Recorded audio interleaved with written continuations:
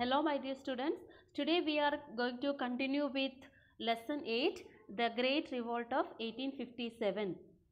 Already we have learnt the causes of the revolt. Many causes are there: political causes, social and religious causes, economical causes, military causes, and immediate cause also we learnt.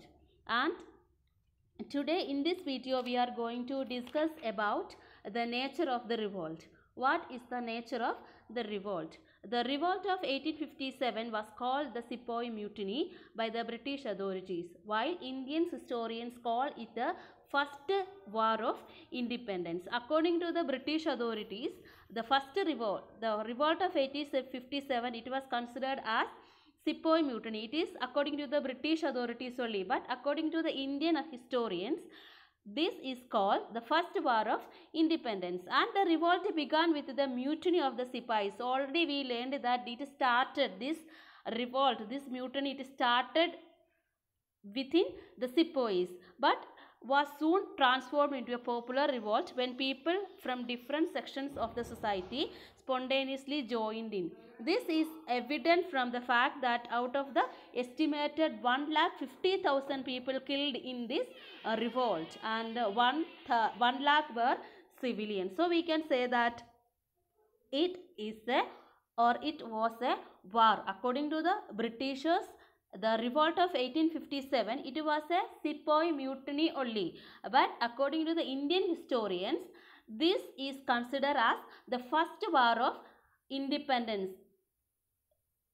Approximate 1,50,000 people killed in this revolt, and 1 lakh people, they were civilians. And the concept of loyalty towards the country had not yet developed in India. The Indians did unite under Bahadur Shah Zafar for a short while to win freedom from foreign rule. This supports the argument that the revolt was indeed a war of independence.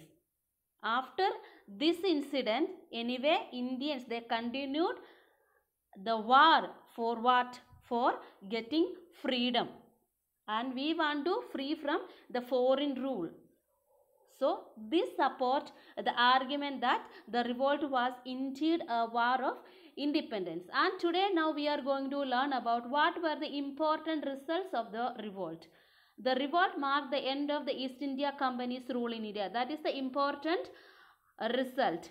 This revolt, the revolt of 1857, it marked at the end of the East India Company's rule in India, and the British Crown took over the administration of British Indian territory in 1858. A cabinet rank minister called the Secretary of State of India was put in charge of British political affairs in India, and that person, he was responsible to the Parliament.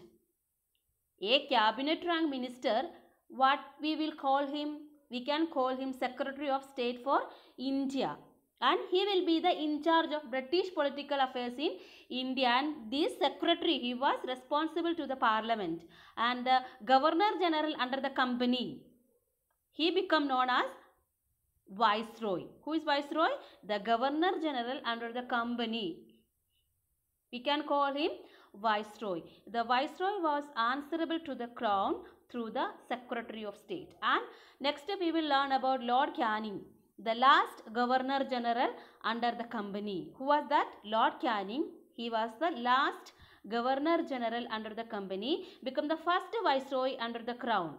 At a darbar, at a gathering held in Allahabad on November 1st, 1858, he read out the Queen's proclamation. That is the important date. November 1st, 1858, he read, Lord Canning, he read the Queen's proclamation. What was that? In appreciation of the loyalty shown by the Indian princes during the revolt, the proclamation discontinued the doctrine of lapse and promised not to annex any more territories.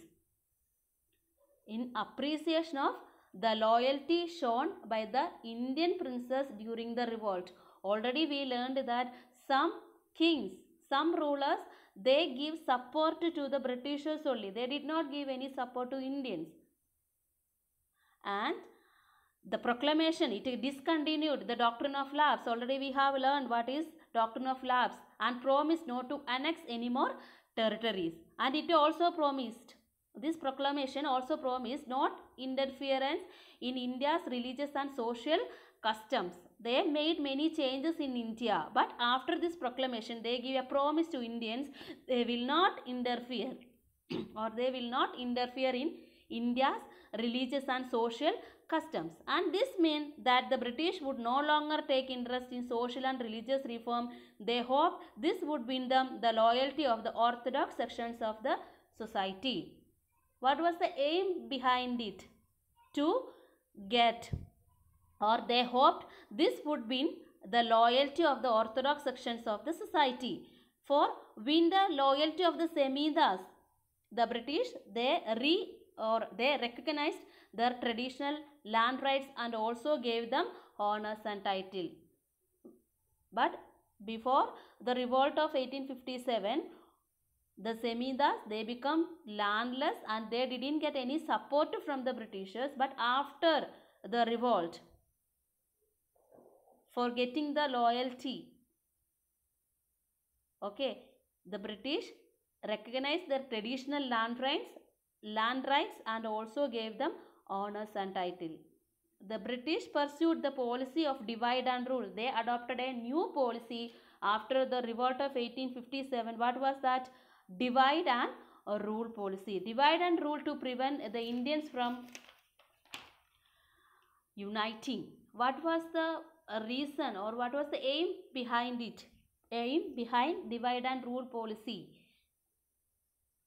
They followed this policy of deliberate discrimination against the Muslim community.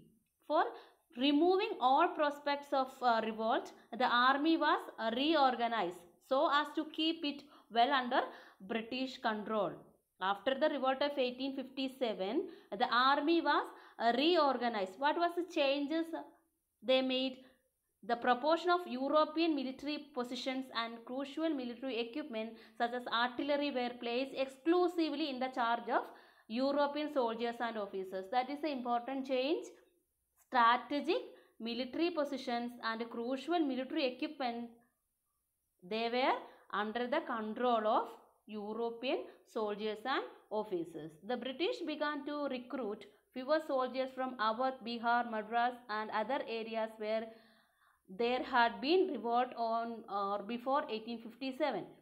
They now recruited more soldiers from among the Sikhs, Gurkhas, Rajputs and Jats who had remained neutral or had helped the British during the revolt. They selected or they recruited more soldiers from Jats, Rajputs and Gurkhas. What is the reason for that? Who had remained neutral and they give support to the Britishers at the time or at the time of revolt. These all the things are, we can see that as the result of the revolt of 1857. I hope that all of you understood up to here. If you have any doubt about this topic, you can ask through the comments. Okay, and here I am going to give the question answers of this lesson. All of you please see and write in your notebook.